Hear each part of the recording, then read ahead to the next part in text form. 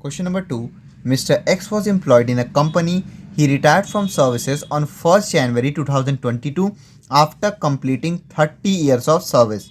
From 1st July 2020, his pay scale was 8,000, 200, 10,000, 300, 13,000. ये हम calculation करेंगे इससे बेसिक पे का। जैसे कि 8,000 है, +200 करते जाएंगे जब तक 10,000 नहीं आ जाता, फिर ऐसे ही 300 ऐड करते रहेंगे जब तक 13,000 नहीं आ जाता। लेकिन हमको केवल अपने प्रीवियस असेसमेंट ईयर और प्रीवियस ईयर से मतलब रहेगा। And he was getting dearness allowance at the rate 20% of his pay under the terms of employment. मतलब कि जो भी बेसिक पे होगा उस पे 20% डी ए रहेगा और वो डी ए रिटायरमेंट पे माना जाएगा, क्योंकि ये टर्म्स ऑफ एम्प्लॉयमेंट पे बोला है। He had 7 months earned leave to his credit on the basis of 30 days per year which was approved। अब ये अर्नड लीव है, अर्नड लीव वाला पूरा कैलकुलेशन करेंगे। 7 month का अर्नड लीव मिला हुआ है उसके अकॉर्डिंग कैलकुलेशन करेंगे। Hence, he was paid 57,400 as salary and 11,480 as dearness allowance। तो ये amount received by employ as earn leave salary. जो अर्न लीव सैलरी का अमाउंट एम्प्लॉयर एम्प्लॉय को देगा, जब हम एक्चुअल अमाउंट रिसीव लिखते हैं उसमें ये 57,400 प्लस 11,480 लिखेंगे। Compute the amount exempt regarding encashment of earn leave for the assessment year 2022-23। इसमें केवल हमको एग्जेम्प्टेड अमाउंट निकालना है इनकैशमेंट ऑफ अर्न लीव का। तो जैसे हम फॉर्मूला लगा के इसका अमाउंट बस निकाल लेंगे और सैलरी नहीं कैलकुलेट करनी है पूरी। सबसे पहले हम पे स्केल से कैलकुलेशन कर लेंगे जो सैलरी है उसका, उसके अकॉर्डिंग। सबसे पहले ये देख लेते हैं, ये आपका अप्रैल, मई, जून, जुलाई, अगस्त, सितंबर, अक्टूबर, नवंबर, दिसंबर, जनवरी, फरवरी, मार्च, वो यहाँ पे रिटायर हो गए हैं।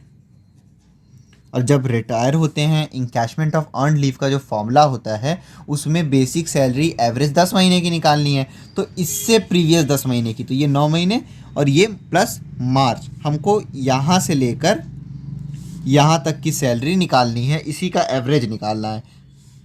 उसके बाद अब हम देख लेंगे हमारा असेसमेंट ईयर है 2022-23, तो प्रीवियस ईयर जिसका कैलकुलेशन करते हैं यहाँ पे हम, वो 1 साल पहले का रहता है। 2021-22 का मतलब हमको चाहिए, तो ये हो गया 2021 और ये हो गया 2022। हमको 1 मार्च 2021 से लेकर दिसंबर तक की सैलरी निकालनी है और उसी का एवरेज सैलरी का हमको काम है यहाँ पे। उसके बाद यहाँ पे अब बेसिक पे देखते हैं, तो 1 जुलाई 2020 को इनकी सैलरी थी 8,000 रुपीज़। फिर 1 जुलाई अगले साल इसी डेट को 2021 को इनका 200 से इंक्रीमेंट हो जाएगा। फिर 1 जुलाई 2022 इनका फिर 200 से इंक्रीमेंट हो जाएगा 8,400 रुपीज़। अब हम देख लेते हैं कि यहाँ पे हमको 1 मार्च 2021 से दिसंबर तक का चाहिए था, तो 1 जुलाई 2021 से यहाँ से लेकर यहाँ तक दिसंबर तक, यहाँ तक की सैलरी, सॉरी ये जून है, ये जुलाई से लेकर दिसंबर तक की सैलरी हो गई इनकी 8,200 इंटू जुलाई, अगस्त, सितंबर, 1 2 3 4 5 6 महीने की सैलरी, तो ये हो गई 8,200। लेकिन ये सिर्फ जुलाई तक का होगा, तो जुलाई से पहले इनकी क्या सैलरी थी? 1 जुलाई 2020 से लेकर यहाँ जून तक 2021 तक इनकी सैलरी 8,000 होगी, तो ये मार्च से लेकर जून तक की इनकी सैलरी हो गई 8,000 रुपये। 8,000 इंटू 1 2 3 4, तो ये 4 महीने हो गए। हमको 10 महीने की सैलरी निकालनी थी और हमने देखा कि 1 जुलाई 2021 से, मतलब कि यहाँ से इनकी जो सैलरी है वो हो गई थी 8,200 रुपीज़। तो यहाँ से यहाँ तक 6 महीने की सैलरी हो गई 8,200 रुपीज़। उससे पहले इनकी सैलरी थी 8,000 रुपीज़। तो जो 4 महीने हैं, मार्च, अप्रैल, मई, जून, इन 4 महीने की सैलरी 8,000 इंटू 4 हो गई। तो salary is equal to 8,000 into 4 plus 8,200 into 6। यहाँ हमको टैक्सेबल सैलरी नहीं कैलकुलेट करना है, इसलिए जो हमको अर्न लीव सैलरी में ज़रूरत है बस हम उसका कैलकुलेशन कर रहे हैं। तो ये हो गया 8 4 32,000 रुपीज़ प्लस ये 8,200 इंटू 6, ये हो गया आपका 49,200 रुपीज़। प्लस कर देंगे 32,000, ये आ गया 81,200 रुपीज़ इनकी बेसिक सैलरी हो गई 10 महीने की। उसके बाद डीए बोला गया है 20% इस बेसिक पे का, तो 20% निकाल लेंगे इसका हम। 81,200 का 20%, ये आ गया 16,240 डीए, और ये डीए रिटायरमेंट पे है क्योंकि टर्म्स ऑफ एम्प्लॉयमेंट में बोला है। अब हम अर्न लीव सैलरी का कैलकुलेशन करेंगे। सबसे पहले हम सैलरी कैलकुलेट करेंगे अर्न लीव सैलरी में।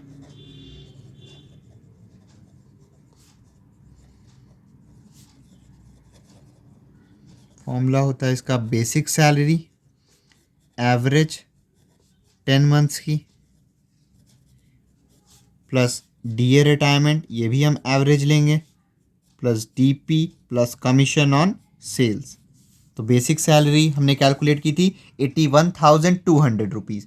तो 10 महीने की एवरेज निकालनी है, तो पहले यहाँ पे हम इसका निकाल लेते हैं 81,200, ये 10 महीने की सैलरी है अपॉन 10, इससे एवरेज आ जाएगी 8,120 रुपीज़। उसके बाद डीए रिटायरमेंट, तो डीए रिटायरमेंट 10 महीने की है 16,240, तो इसको भी एवरेज निकालना होगा। तो ये हो गया, इसको भी 10 से डिवाइड किया तो ये आ गया 1,624 रुपीज़। और डीपी और कमीशन ऑन सेल्स नहीं है, तो 8,120 प्लस 1,624, ये आ गया 9,744 रुपीज़ सैलरी आ गई। उसके बाद हम लिखते हैं least of following will be exempt. सबसे फर्स्ट पॉइंट में हम लेते हैं इसमें 10 इंटू सैलरी, तो ये हो जाएगा 10 इंटू ये जो हमने सैलरी कैलकुलेट की है 9,744, तो ये आ गया 97,440।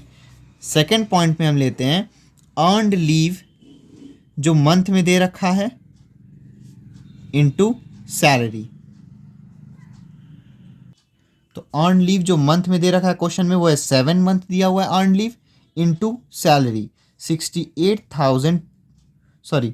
9744, इन दोनों को हम इंटू कर देंगे तो ये आ जाएगा 68,208 रुपीज़।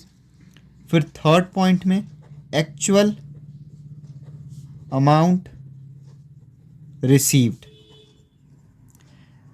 इनको एक्चुअल अमाउंट जो रिसीव हुआ था अर्न लीव ऑफ सैलरी के बदले वो है, यहाँ पे आने पाएगा, यहाँ लिख देता हूँ 57,400 प्लस 11,480, तो 57,400 प्लस 11,480, यह आ गया 68,880। फिर फोर्थ पॉइंट में इसमें लेते हैं हम मैक्सिमम लिमिट,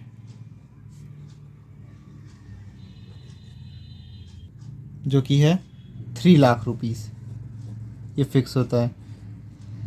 अब इन सब में से लीस्ट कौन सा है, तो 68,208। तो बस इसमें टैक्सेबल नहीं पूछा है, बस पूछा है एग्जेम्प्ट अमाउंट, तो एग्जेम्प्ट अमाउंट रहेगा इसमें इनकैशमेंट ऑफ अर्न लीव का 68,208 रुपीज़।